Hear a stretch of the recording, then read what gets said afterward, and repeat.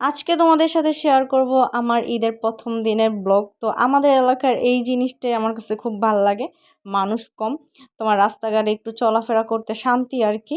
But বাকি যেই জিনিসগুলো আছে ওই জিনিসগুলো খুবই পেইন লাগে, প্যারা লাগে। তো এদিকে প্রথমেই তোমার ঈদের দিন মানুষ কাটে গরু, আর মানে কি বলবো, আমরা কাটতেছি মাছ। তো অনেকগুলো মাছ পাইছিল নদীতে, যেহেতু টানা কয়েকদিন বৃষ্টি হয়েছিল, তো ওইখান থেকেই তোমার এই মাছগুলো ধরা হয়েছে আর কি। আর এদিকে আমার বোন অনেক মর্জি করতেছিল, তো ওর জন্য একটা জামা আনছিলাম যেটা ওভার সাইজ হয়ে গেছে। ওইদিকে ও সুন্দর করে সেজে টেজে ঘুরতেছে, ওর কিছু ছবি তুলে দিছি। আর এদিকে আমাদেরকে ফুচকা না দিছে, আব্বু বলতেছে যে নে খা। ওইদিকে আমরা সকালে কিচ্ছুই খাইতেছিলাম না, কারণ আমাদের কাছে কিছুই ভালো লাগতেছিল না তেমন খাইতে। জাস্ট এই সময় ফুচকার ক্রেভিংটা ওঠে। তোমার বাইরের জিনিসের ক্রেভিং যেই জিনিসটা থাকে না ওইটাই ওঠে। তো ফুচকা না দিছিল, ওগুলোই আমি বানাইছিলাম, ওগুলাই আবার একটু খাইতেছিলাম। আর এদিকে বাকি যে রান্নাগুলো করছে ওগুলো মানে ধরিও নাই, কেউই মানে ধরতেছি না, আবেগ দেখাইতেছি না খাওয়ার কোনো, কারণ কোনো কিছু খেতেই ইচ্ছে করতেছিল না।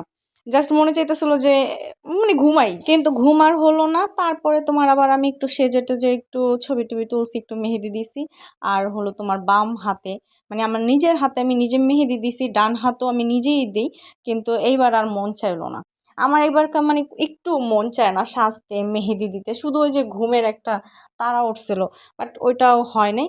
তারপরে আমাদের পাশের বাসার একটা বাচ্চা ছিল, ও আবার নতুন নতুন মেহেদি দেয়, তোমার ওর হাত থেকেই আমি মেহেদি দিতেছিলাম। ও খুব কষ্ট করে তোমার মেহেদি দিছে ভাই, যাই দিছে মানে সুন্দর হয়েছে, খারাপ হয় নাই। আর এই ছিল এটার ফাইনাল লুক, মানে ও এটা তোমার নেটে দেখা দেখা কয়েকবার প্র্যাকটিস করছে, ও নিজে দিছে, আরও কয়েকজনের দিছে, যার কারণে ও একটু পারছে আর কি।